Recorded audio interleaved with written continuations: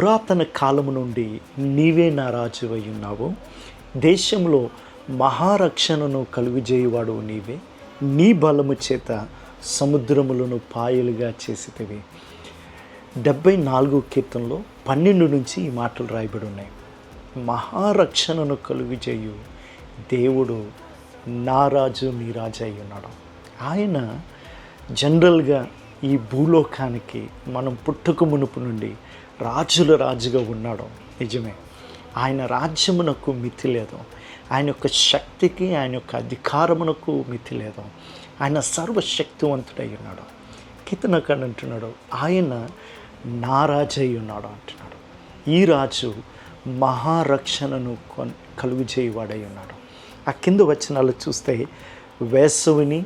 వేసవి కాలమును చలికాలమును చేసిన వాడవు నువ్వే, భూమికి సరిహద్దులు నిర్మించిన వాడవు నీవే అంటున్నాడు.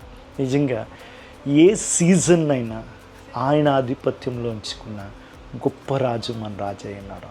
ఆయన్నే స్తుతిద్దాం, ఆయన్నే సన్నిధిద్దాం, ఆయన్నే నమ్ముకుందాం. ఆమేన్.